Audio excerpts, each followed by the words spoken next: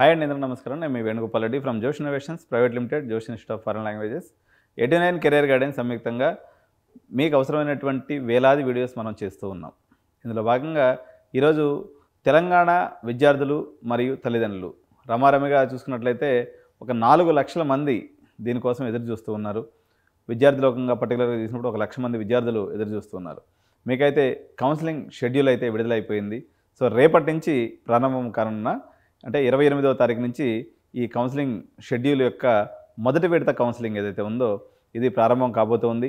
Online slot booking అనుకోండి, తర్వాత మన హెల్ప్ లైన్ సెంటర్స్ని సెలెక్ట్ చేసుకోవటము, ఈ ప్రాసెసింగ్ ఫీజు పే చేసి మీరు హెల్ప్ లైన్ సెంటర్స్ని అన్ని కూడా సెలెక్ట్ చేసుకోవాల్సి ఉంటుంది. ఈ హెల్ప్ లైన్ సెంటర్లో ఏం చేస్తారు అన్నట్లయితే మీకు ఉన్నటువంటి సర్టిఫికేట్స్ ఏదైతే ఉన్నాయో 10th class, intermediate, study certificates, bona fide, TC ఇటువంటి అన్నీ కూడా తీసుకెళ్ళేసి అక్కడ గవర్నమెంట్ అధికారుల చేత మీకు వెరిఫికేషన్ చేస్తారనమాట. అంటే మీ అన్ని జెన్యూన్గా ఉన్నాయా లేదా, అన్ని పాస్ అంటలేదు, ఇటువంటి వెరిఫికేషన్ అయిపోయిన తర్వాత మీకు ఒక షీట్ లాంటిది ఇస్తారు. A4 షీట్ లాగా ఒక షీట్ ఇస్తారు.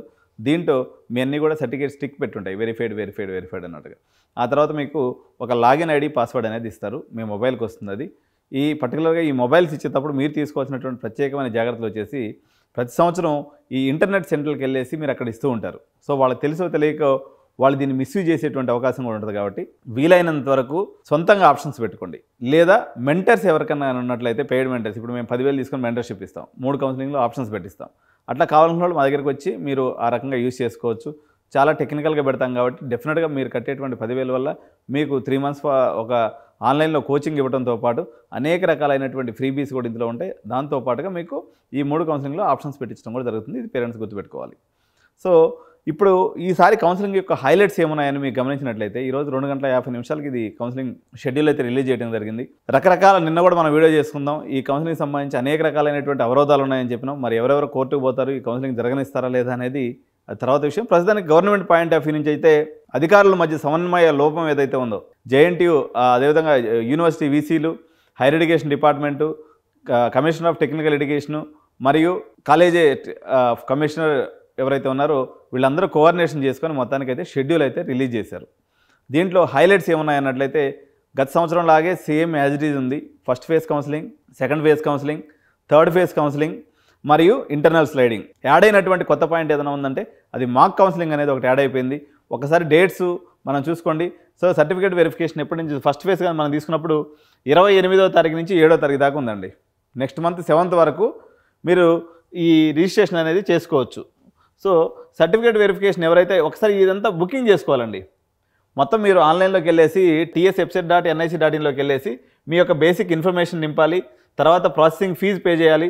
దాని తర్వాత హెల్ప్ లైన్ సెంటర్లో స్లాట్ బుక్ చేసుకోవాలి. ఇప్పుడు మనం పాస్పోర్ట్ వెరిఫికేషన్ పోయేటప్పుడు ఎట్లా స్లాట్ బుక్ చేసుకుంటాం, ఇది కూడా స్లాట్ బుకింగ్ అన్నట్టు. సో స్లాట్ బుకింగ్లో ఏమేమి ఉంటాయి, ఏ డేట్లో మీరు హెల్ప్ లైన్ సెంటర్కి వెళ్తున్నారు, సర్టిఫికేట్ తీసుకునే అనేది ఒకటి ఉంటుంది. తర్వాత వచ్చేసి ఏ టైంలో కావాలి మీకు. ఉదాహరణకి ఇప్పుడు మనకి తిరుపతి దర్శనానికి పోయినప్పుడు కానీ 8 గంటల దర్శనం, 7 గంటల దర్శనం, 10 గంటల దర్శనం అంటాం కదా, దీనికి కూడా డిఫరెంట్ స్లాట్స్ ఉంటాయి అనమాట. మీకు నచ్చినటువంటి స్లాట్, మీరు దూర ప్రాంతం వాళ్ళైతే మీకు కంఫర్టబుల్గా టైం చూసుకొని మార్నింగ్ బయలుదేరి వచ్చే టైం కల్లా మీరు స్లాట్ బుక్ చేసుకోవాల్సి ఉంటుంది. సో ఎవరికైతే ఒకసారి బుకింగ్ ప్రాసెస్ కంప్లీట్ అయిపోతుందో దాని తర్వాత వీళ్ళు ఆ హెల్ప్ లైన్ సెంటర్స్కి వెళ్ళాలన్నమాట. ఎప్పటి నుంచి వెళ్ళొచ్చు, 1వ తారీఖు నుంచి 8వ తారీఖు దాకా జూలై హెల్ప్ లైన్ సెంటర్స్కి వెళ్తారు. హెల్ప్ లైన్ సెంటర్కి వెళ్ళి ఏం చేస్తారు, ఇందాక నేను చెప్పినట్టుగా సర్టిఫికేట్లన్నీ వెరిఫై చేసుకుంటారు. వెరిఫై చేసుకున్న తర్వాత మీకు ఏమొస్తుంది, లాగిన్ పాస్వర్డ్ వస్తుంది, మొబైల్కి వచ్చేస్తుంది అనమాట. సో మీరు ఆ వచ్చినటువంటి లాగిన్ పాస్వర్డ్ తోటే మీరు వెబ్సైట్లో ఎంటర్ అయిపోయేసి మీరు ఆప్షన్స్ ఎక్సర్సైజ్ చేసుకోవచ్చు. మీకు నచ్చినటువంటి కాలేజీలో ఆప్షన్లు పెట్టుకోవచ్చు. ఫ్రీజింగ్ ఆఫ్ ఆప్షన్స్ 10వ తారీఖు వచ్చేసి లాస్ట్ డేట్ అనమాట. నెక్స్ట్ మంత్ 10వ తారీఖు కల్లా అందరూ ఆప్షన్స్ కంప్లీట్ చేసుకున్నట్టయితే 10వ తారీఖు ఫ్రీజ్ చేస్తారు. తర్వాత ఇక్కడ 13వ తారీఖు, this is the new thing. ఇంతవరకు తెలంగాణ హిస్టరీలో కానీ లేకపోతే ఆంధ్రప్రదేశ్ హిస్టరీలో కానీ display of mark seat allotment on or before. 13వ తారీఖు మీకు టెంటేటివ్గా మీరు పెట్టుకున్నటువంటి ఆప్షన్స్కి ఏ కాలేజీలో సీట్ వచ్చిందనేది చెప్తారు. దాన్ని బట్టి మీరు ఏదైనా తప్పులు చేస్తున్నట్లయితే మళ్ళీ దాన్ని సరిదిద్దుకోవచ్చు. ఇక్కడ చూడండి 6th పాయింట్లో modification of options if required, otherwise options exercised for the mark allotment shall be considered for first phase allotment అన్నాడు. అంటే మీరు మార్క్లో వచ్చినటువంటి సీటు మీకు సమ్మతమే అనుకోండి, మీరు మళ్ళీ ఆప్షన్స్ పోయి చెదరగొట్టద్దు. మీకు వచ్చినటువంటి కాలేజీ సమ్మతం కాదు అనుకున్నట్లయితే మళ్ళీ మీరు 14వ తారీఖు నుంచి 15వ తారీఖు వరకు 2 రోజుల పాటు మీరు చేసినటువంటి ఆప్షన్ ఎక్సర్సైజ్ని మళ్ళీ మార్చుకోవచ్చు. మీరు మార్చుకున్నటువంటి ఒకవేళ సపోజ్ మీకు మొదటి దాంట్లో వచ్చేసి గోకరాజ్ కాలేజ్ వచ్చింది, మీరు వచ్చినటువంటి ఆప్షన్స్ అన్ని చెదరగొట్టేసి ఏదో మళ్ళీ తర్వాత కాలేజీలో CMR వచ్చింది అనుకుందాం, అయ్యో నేను గోగరాజ్ ఆప్షన్స్ ఉన్నాయా నాకు అవి ఉన్నాయి అనుకునేదానికి లేదు. అట్లా మీరు ఒకసారి ఆప్షన్స్ మాడిఫై చేస్తారంటే మీరు మాడిఫై చేసినటువంటి ఆప్షన్స్ ప్రకారమే మీకు సీట్ అలాట్మెంట్ అనేది అవుతుంది. సో 15వ తారీఖు తర్వాత మీకు ఫ్రీజ్ అయిపోద్ది, ఇంక మళ్ళీ మీరు ఆప్షన్స్ చేంజ్ చేయడానికి ఉండదు. ప్రొవిజనల్ అలాట్మెంట్స్ ఆఫ్ సీటు 18వ తారీఖు మీ మొబైల్కి సంక్షిప్త సందేశం లేకపోతే మెసేజ్ అనేది వస్తుంది, మీకు ఏ కాలేజీలో సీట్ అలాట్ అయింది అనేసి. ఓకే, అలాట్ అయిపోయింది, కంగ్రాచులేషన్స్, అందరికీ వచ్చేసింది సీటు. దాని తర్వాత ఏం చేయాలా, మళ్ళీ వెబ్సైట్లోకి పోవాలా. అక్కడ మీరు సపోజు సిఎంఆర్ కాలేజ్ వచ్చింది అనుకుందాం, లేకపోతే గీతాంజలి కాలేజ్ వచ్చింది అనుకుందాం. గీతాంజలి కాలేజ్ సీట్ వచ్చినట్లయితే మీరు గీతాంజలి కాలేజ్ ఫీజు ఎంత ఉందో చూసుకొని, మీకు రీయింబర్స్మెంట్ క్యాండిడేట్స్ అనుకోండి 35,000 ఫీజు రీయింబర్స్మెంట్ బాను, రిమైనింగ్ డబ్బుల్ని నెట్ బ్యాంకింగ్ ద్వారా కానీ, లేకపోతే మీ యొక్క ఏటీఎం కార్డు, డెబిట్ కార్డు ద్వారా కానీ, క్రెడిట్ కార్డు ద్వారా కానీ ఆన్లైన్లో మీరు పే చేసుకోవాలి. కాబట్టి మీరు తగినంత బ్యాలెన్స్ని కార్డులో కానీ లేకపోతే బ్యాంకులో కానీ పెట్టుకోవాలి. చాలా సందర్భాల్లో ఇక్కడ ప్రాబ్లం ఏమొస్తుందంటే, మీరు యూపీఐ అని పెట్టుకుంటారు. యూపీఐ లిమిట్ 25,000, 50,000, ₹1,00,000 ఉంటుంది. సపోజ్ ఆ కాలేజ్ ఫీజు 1,50,000 ఉంది అనుకోండి, యూపీఐ ద్వారా పే చేద్దామని మీరు గమ్మగా ఉంటారు. లాస్ట్ డేట్ వచ్చేసరికి మీ యూపీఐ పనిచేయదు, ఆ రోజుకి మీ సీట్ క్యాన్సిల్ అయిపోతుంది. కాబట్టి మీరు తగినటువంటి రొక్కము లేకపోతే మనీని మీరు జాగ్రత్తగా భద్రపరచుకోండి. అదేవిధంగా మీ డెబిట్ కార్డ్ లేకపోతే క్రెడిట్ కార్డ్ లేదా నెట్ బ్యాంకింగ్, ఓఆర్ఆర్, ఈ మూడైతే పెట్టుకోండి. ఎప్పుడు యూపీఐ అని నమ్ముకోవద్దు ఈ విషయంలో. కాబట్టి ఇక్కడతో మొదటి ఫేజ్ యొక్క కంప్లీట్ అయిపోయింది. మరి తర్వాత రెండవ ఫేజ్ 25/7 తారీఖు, అంటే ఎన్ని రోజులు గ్యాప్ వచ్చింది, రిపోర్టింగ్ అయిపోయిన తర్వాత మళ్ళీ 3 రోజులు గ్యాప్ ఇచ్చి రెండో ఫేజ్ కౌన్సిలింగ్ పెట్టారు. జూలై 27వ తారీఖు స్టార్ట్ అయ్యేటువంటి రెండో ఫేజ్ కౌన్సిలింగ్ మళ్ళీ సేమ్ ప్రాసెస్ ఉంటుంది అనమాట.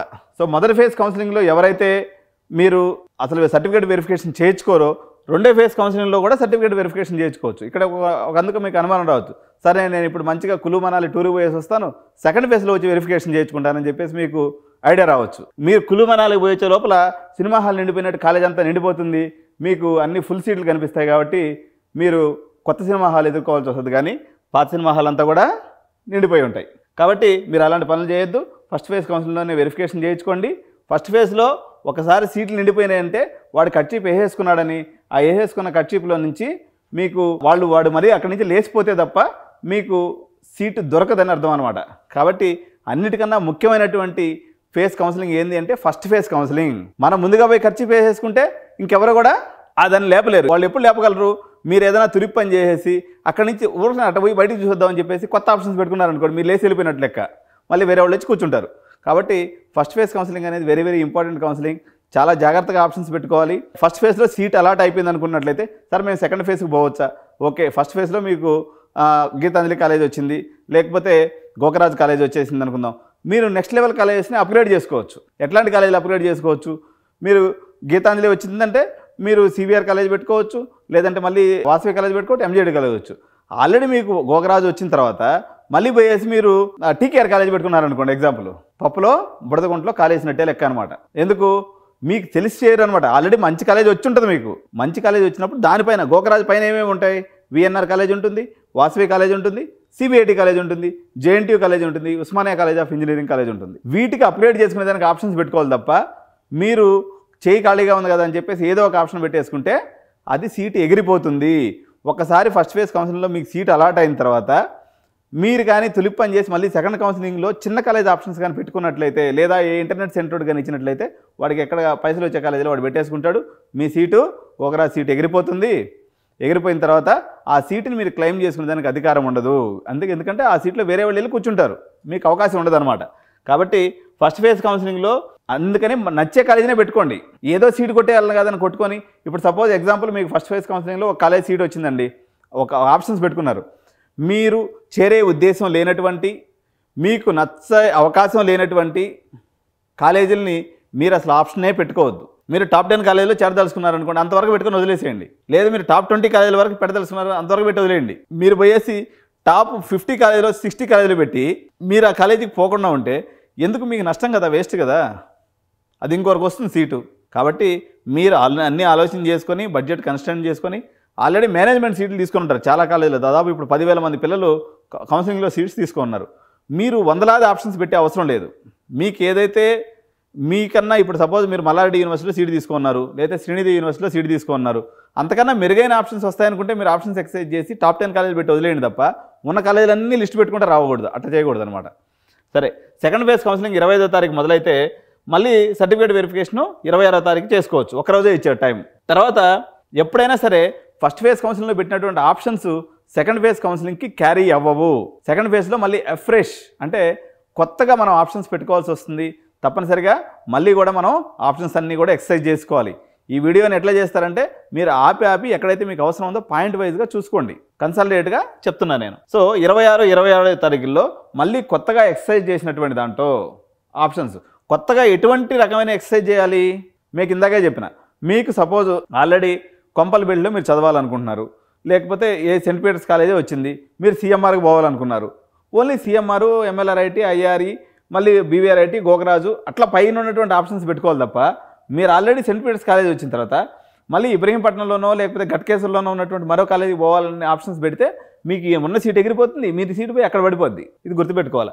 కాబట్టి ఎప్పుడైనా మనకు వచ్చిన దానికన్నా బెటర్ ఆప్షన్ పెంచుకునే దానికి మనం ప్రయత్నం చేయాలి. సో ఫ్రీజింగ్ ఆఫ్ ఆప్షన్స్ 27వ తారీఖు నుంచి ఉంటుంది. 30వ తారీఖు జూలై 30వ తారీఖు సెకండ్ ఫేజ్ అలాట్మెంట్ జరుగుతుంది. సేమ్ మళ్ళీ అదే ప్రాసెస్. 30-31 తారీఖుల్లో మళ్ళీ వెబ్సైట్ ఓపెన్ చేయాలా, మళ్ళీ ఫీజు ఏదైతే కొత్త కాలేజ్ అలాట్ అవుతుందో మీకు ఆ కాలేజీలో ఫీజు కట్టుకోవాలి. సరే మరి పాత కాలేజీ కట్టిన ఫీజు ఏమవుతుంది? ఇక్కడికి వచ్చేస్తుంది. సపోజ్ ఒక కాలేజీకి ₹1,00,000 ఉందండి. ₹1,00,000 మీకు 35,000 పోను 65,000 కట్టారు లాస్ట్ టైము. ఇప్పుడు వచ్చినటువంటి కాలేజీలో కాస్త ఫీజు ఎక్కువ ఉంది అనుకుందాం. ఇక్కడ వచ్చేసరికి 1,20,000 ఉంది అనుకున్నట్లయితే మీరు ఆల్రెడీ 1,00,000 సరిపడా ఫీజు కట్టేస్తున్నారు కదా, ఇంకొక 20,000 ఎక్స్ట్రా కట్టుకుంటే సరిపోతుంది. అట్లా చూపిస్తుంది అనమాట అలాట్మెంట్లో. కాబట్టి అది ఆటోమేటిక్గా ఆ కాలేజీ నుంచి ఈ కాలేజీకి డబ్బులు ట్రాన్స్ఫర్ అయిపోతాయి. ఎందుకంటే మీరు డబ్బులు కట్టింది కాలేజీకి కాదు, టీఎస్ ఎఫ్సెట్ కన్వీనర్కి కడతారు. ఆ డబ్బులు ఆటోమేటిక్గా మీకు ట్రాన్స్ఫర్ అయిపోతాయి కాబట్టి ఎటువంటి ఇబ్బంది ఉండదు. ఆ రిమైనింగ్ 20,000 మీరు ఎత్తిపెట్టుకుంటే సరిపోతుంది. తర్వాత ఓకే, ఫస్ట్ ఫేజ్ అయిపోయింది, సెకండ్ ఫేజ్ అయిపోయింది. కొంతమందికి ఎలా జరుగుతుందంటే ఫస్ట్ ఫేజ్లో వచ్చినటువంటి సీట్ అలాగే ఉండిపోతుంది, సెకండ్ ఫేజ్లో అలాట్ కాదు. ఎందుకంటే వాళ్ళు పై ఆప్షన్స్ పెట్టుకుంటారు కాబట్టి వెళ్తే పై ఆప్షన్కి వెళ్తారు, లేకపోతే సేమ్ సీట్ రిటర్న్ అవుతుంది. రిటర్న్ అయినటువంటి సీట్లో తప్పనిసరిగా మీరు వెళ్ళి ఫిజికల్గా రిపోర్టింగ్ చేయాలి. కాలేజీ వాళ్ళు జెరాక్స్లు తీసుకురమ్మని చెప్పి వీళ్ళు అలాట్మెంట్లో ఇస్తారు, కానీ ఇక్కడ మోసం జరుగుతుంది. మీకు జెరాక్స్ సర్టిఫికేట్లు ఎత్తుకుపోతే ఎవరు కూడా మీకు కాలేజీలో రిపోర్ట్ చేసుకోరు. కాబట్టి 10th క్లాస్ నుంచి ఏదైతే వెరిఫికేషన్కి మీరు ఒరిజినల్ సర్టిఫికేట్స్ పట్టుకుపోయారో అన్ని ఒరిజినల్ సర్టిఫికేట్స్ పట్టుకొని దాంతోపాటు కాలేజీ వాళ్ళు మిస్లీనియస్ ఫీజు అనే రూపంలో 10,000 నుంచి 50,000 దాకా ఛార్జ్ చేస్తారు. ఈ పైసలన్నీ చేతిలో పెట్టుకొని క్యాష్ రూపంలో ఎత్తుకుపోయి కాలేజీకి పెడితే అప్పుడు ఆయన ఏం చేస్తాడు? Updating candidate joining details by college 3వ తారీఖు దాకా చూసుకొని 3వ తారీఖు సాయంత్రం 5 గంటల లోపల గవర్నమెంట్ ఆఫ్ తెలంగాణకి లేదా హైయర్ ఎడ్యుకేషన్ కౌన్సిల్కి అయ్యా నా దగ్గర ఇదిగో 100 మంది సీట్లు ఉన్నట్టయితే ఈ 90 మంది వచ్చారు, ఈ 10 సీట్లు మిగిలిపోయినటువంటి సమాచారాన్ని తెలంగాణ ప్రభుత్వానికి తెలియజేస్తాడు. ఇక్కడ చూడండి, నోట్ ఏంటంటే సెకండ్ ఫేజ్ తర్వాత కంపల్సరీగా కాలేజీకి వెళ్ళాలి. ఇక్కడ జెరాక్స్ కాపీస్ అన్నారు, ఒరిజినల్ టీసీ అన్నారు, కానీ కాలేజీలో అయితే మొత్తం సర్టిఫికేట్లు తీసుకుంటారు. ఇదైతే నిజం, ఇది ఒకటే అబద్ధం. పాయింట్ నెంబర్ 2 ఈజ్ అబద్ధం. Candidates allotment in second phase, ఎవరైతే సెకండ్ ఫేజ్లో నాకు కాలేజీ నచ్చలేదని కాలేజీకి వెళ్లకుండా ఉండిపోతారో వాళ్ళు థర్డ్ ఫేజ్కి వెళ్ళడానికి లేదు. ఓకే మిత్రులారా, థర్డ్ ఫేజ్కి వెళ్ళడానికి లేదు. సో మళ్ళీ ఫైనల్ ప్లేస్లో కూడా ఏదో మిగిలిపోయిన అడుగుబడుగు కొన్ని సీట్లకి మళ్ళీ సేమ్ ప్రాసెస్, ఆన్లైన్లోకి వెళ్ళటం, అప్లికేషన్ ఇవ్వటం, ఇవన్నీ ఒకసారి చేస్తే సరిపోద్ది. ఎవరన్నా చేయకుండా మిగిలిపోయినటువంటి వాళ్ళు ఉంటే అటువంటి వాళ్ళు ఇక్కడ చేసుకోవాలి. సో 5వ తారీఖు 8వ నెల ఆగస్టులో ఈ స్టోరీ అంతా మళ్ళీ నడుస్తుంది. తర్వాత 6వ తారీఖు వచ్చేసి మళ్ళీ సర్టిఫికేట్ వెరిఫికేషన్ కూడా నడుస్తుంది. తర్వాత మళ్ళీ ఎక్సర్సైజ్ ఆఫ్ ఆప్షన్స్ పెట్టాలి కదా, మనం మళ్ళీ ఫ్రెష్గా మనకు ఉన్నటువంటి అప్గ్రేడ్ కాలేజీలో ఏదైతే ఉంటుందో మనం ఆప్షన్స్ పెట్టుకోవాలి. మనకు వచ్చిన దానికన్నా మెరుగైనటువంటి కాలేజీలో ఆప్షన్ పెట్టుకోవాలి. ఎర్లియర్ ఫేస్ ఆప్షన్స్ దీనికి కూడా పనిచేయమన్నమాట. మళ్ళీ ఎప్పటికప్పుడు మనం ఫ్రెష్గా ఎక్సర్సైజ్ చేయాల్సి ఉంటుంది. 6వ తారీఖు నుంచి 8వ తారీఖు దాకా, ఆగస్టులో 6వ తారీఖు నుంచి 7వ తారీఖు దాకా ఈ పని చేయాలి. ఫ్రీజింగ్ ఆఫ్ ఆప్షన్స్ 7వ తారీఖు జరుగుతుంది. ప్రొవిజనల్ అలాట్మెంట్స్ ఆఫ్ సీట్స్ వచ్చేసి ఆగస్టు 10వ తారీఖుకి మనకి ఈ సీట్లన్నీ అలాట్ చేయడం అనేది జరుగుతుంది. దీని తర్వాత tuition fee self reporting same, already కట్టేసి ఉంటే ఇంక కట్టవసరం లేదు. మళ్ళీ మీరు వచ్చేసి సెల్ఫ్ రిపోర్టింగ్ అనేసి ఒక కాపీ వస్తుంది, దాన్ని తీసుకుంటే సరిపోతుంది అన్నమాట. సెల్ఫ్ రిపోర్టింగ్ డాక్యుమెంట్ అంటారు దీన్ని. ఈ సెల్ఫ్ రిపోర్టింగ్ డాక్యుమెంట్ని చాలా భద్రంగా పెట్టుకోవాలి. ఇది మీ ఫీజు రీయింబర్స్మెంట్ వచ్చేటప్పుడు మీకు చాలా ఇంపార్టెంట్ డాక్యుమెంట్గా పనిచేస్తుంది. అయిపోయిందా? ఇది అయిపోయిన తర్వాత థర్డ్ ఫేజ్ అయిపోయింది. సో కాలేజ్ వాళ్ళు మళ్ళీ జాయినింగ్ డీటెయిల్స్ అన్నీ కూడా అప్లోడ్ చేశారు. దీని తర్వాత ఇంటర్నల్ స్లైడింగ్ అనేది ఉంటుంది. ఇంటర్నల్ స్లైడింగ్ అంటే ఏంది? సపోజ్ మీరు మెకానికల్లో తీసుకున్నారు, లేకపోతే ట్రిపుల్ తీసుకున్నారు, లేదా సివిల్లో తీసుకున్నారు, మీ పై బ్రాంచ్కి వెళ్ళదలుచుకున్నారు, మీరు మళ్ళీ ఆప్షన్స్ని ఎక్సర్సైజ్ చేయొచ్చు. ఇక్కడ ఈ సంవత్సరం పెట్టినటువంటి ఒక ఇంపార్టెంట్ అప్డేట్ ఏంటంటే ఫీ రీయింబర్స్మెంట్ కూడా ఉంటుందన్నమాట. సో మీరు తెలివిగల వాళ్ళు అయితే మెకానికల్లో మంచిగా ఆప్షన్ పెట్టేసుకొని మంచి ర్యాంక్ ఉంటే కొద్దిగా స్లిప్ అయిపోతుంది. ఉదాహరణకి గీతాంజలిలో మీరు ట్రిపుల్ తీసుకున్నారు, కానీ యాక్చువల్గా మీకు ఈసీ కావాలా, కొంచెం ర్యాంక్ తేడా ఉండింది అనుకోండి. సపోజ్ ట్రిపుల్ కట్ ఆఫ్ వచ్చేసి ఒక 30,000 ఉంది, ఈసీ కట్ ఆఫ్ 20,000 ఉంది. అటువంటిప్పుడు మీరు ట్రిపుల్లో పెట్టుకునేసి కొంచెం అటగానే ట్రై చేసుకున్నట్లయితే ఇంటర్నల్ స్లైడింగ్లో మీకు ఈసీ వచ్చేటువంటి అవకాశం ఉంటుంది. సో ఈ సంవత్సరం తెలంగాణ గవర్నమెంట్ తీసుకున్నటువంటి మరో నిర్ణయం ఏంటంటే ఎవరైతే ఈ బ్రాంచ్లు కింద బ్రాంచ్ల నుంచి పై బ్రాంచ్లకు పోతారో వాళ్ళందరికీ కూడా ఫీజు రీయింబర్స్మెంట్ కూడా వర్తిస్తుంది. ఓకే, తర్వాత ఈ ఇంటర్నల్ స్లైడింగ్ అయిపోయిన తర్వాత ఇంటర్నల్ స్లైడింగ్కి ఫ్రీజింగ్ ఆఫ్ ఆప్షన్స్ వచ్చేసి 19వ తారీఖు జరుగుతుంది. ఓకే, దాని తర్వాత అలాట్మెంట్స్ ఆఫ్ సీట్స్ 22/8వ తారీఖు అంటే ఆగస్ట్ 22వ తారీఖు ఈ ఆప్షన్స్ అన్నింటినీ కూడా ఫ్రీజ్ చేసి new allotment order internal sliding విషయంలో కానీ లేదా సెల్ఫ్ రిపోర్టింగ్ ద్వారా వెబ్సైట్ చేసి new branch with in the same college ఉంటే కూడా మీరు అక్కడ రిపోర్టింగ్ తీసుకోవచ్చు. ఇదంతా ప్రాసెస్ ఎప్పటి లోపల అయిపోతుంది? 23వ తారీఖు లోపల పూర్తయిపోతుంది. అంటే మీ ఓరియంటేషన్ డే కానీ లేకపోతే మీకు ఫ్రెషర్స్ డే కానీ అప్రాక్సిమేట్గా మీకు 22 నుంచి 23వ తారీఖు మధ్యలో పెట్టుకుంటారు. మంచి రోజు చూసుకొని దాని ప్రకారంగా కాలేజీలు అనేవి మీకు స్టార్ట్ అయిపోతాయి. దీని తర్వాత ఇంకేముంటుంది ప్రక్రియ? 23వ తారీఖు తర్వాత ఇక్కడ చూడండి స్పాట్ అడ్మిషన్స్ అనేవి ఉంటాయి. The spot admission guidelines for the university consider private will be placed in the website. 23వ తారీఖు ఆయన గైడ్లైన్స్ ఇస్తారట. ఈ స్పాట్ అడ్మిషన్ గైడ్లైన్స్ ఏంది అన్నది. ఓకే, అంటే ఇవన్నీ ఇంటర్నల్ స్లైడింగ్ అయిపోయిన తర్వాత కూడా స్పాట్ అడ్మిషన్ గైడ్లైన్స్ ఇస్తారు. ఇక్కడ ఇంకొక పాయింట్ కూడా పెట్టాడు. ఇక్కడ ఇచ్చినారు చూడండి, drop outs cancellations if any after internal sliding అయిపోయిందండి. ఇప్పుడు మెకానికల్ నుంచి లేకపోతే ట్రిపుల్ ఈ నుంచి ఎవరో సిఎస్సికి పోయారు. అప్పుడు ఆ మెకానికల్లో మిగిలిపోయిన సీట్ని కాలేజీ వాళ్ళు నింపుకోవచ్చు. కానీ ఇంటర్నల్ స్లైడింగ్ పూర్తయిపోయి అలాట్మెంట్ పూర్తయిపోయింది. అప్పుడు ఆ మెకానికల్లోనో సిఎస్సిలోనో ఒక డ్రాప్ పడింది. ఈ డ్రాప్ పడినటువంటి సీట్ని కాలేజీల వాళ్ళు నింపడానికి లేదు. ఇది గుర్తుపెట్టుకోవాలి. ఇదందరూ కూడా కాలేజీ యాజమాన్యాలు చూస్తున్నారు ఈ వీడియోని. వాళ్ళు అదేవిధంగా అడ్మినిస్ట్రేటివ్ ఆఫీసర్స్ ఎవరైతే అంతకుముందు మనం మంచిగా ఎంచక్క డ్రాప్ అవుట్లు వేసుకునే వాళ్ళమో డమ్మీ స్టూడెంట్స్ని పెట్టి ఇప్పుడు ఈసారి అవకాశం లేకుండా రేవంత్ అన్న గట్టిగా పీటముడేసేసాడు. కాబట్టి మనకి ఇప్పుడు ఆ ఛాన్స్ లేదు. కాబట్టి ఉన్న సీట్లని జాగ్రత్తగా అమ్ముకోవాల్సినటువంటి అవసరం ఉంది. ఎంసెట్లో ఆప్షన్స్ మరిగైనటువంటి ఆప్షన్స్ పెట్టుకోవాలన్నా ఈ 3 ఫేజ్లు కౌన్సిలింగ్ తలపోటు లేకుండా హ్యాపీగా చేసుకోవాలన్నా మంచి కాలేజీలో చవక బేరానికి సీటు బేరం చేసి తీసుకోవాలనుకున్న ఎడ్యునైన్ ఎప్పుడు మీకు అండగా ఉంటుంది. మీరు అప్రోచ్ అవ్వచ్చు. డెఫినెట్గా చిన్న కాలేజీలు పెద్ద కాలేజీలు అని కాదు, నాకు అలాంటి వ్యత్యాసం ఏం లేదు. అన్ని కాలేజీలో అడ్మిషన్ చేయటం అది నా వృత్తి. నేను డెఫినెట్గా చేసి పెడతాను మీకోసం. సో చేసినందుకు మేము అంతో ఇంతో తీసుకుంటాం. డబ్బులు లేకుండా బిజినెస్ చేయలేం కాబట్టి. కానీ మీ సెక్యూర్డ్గా పనిచేసి పెడతాం, ట్రస్టెడ్గా మేము పనిచేసి పెడతాం. అండ్ స్టూడెంట్ వెల్ఫేర్ అనేదాన్ని ఖచ్చితంగా పరిగణనలోకి తీసుకొని మేము ఒక పని చేస్తాం తప్ప మనీ సంపాదించడం ఒకటే జయం కాదు. సర్వీస్ ఈజ్ ఆల్సో ఎడ్యునైన్ motto. Thank you so much. Jai Hind.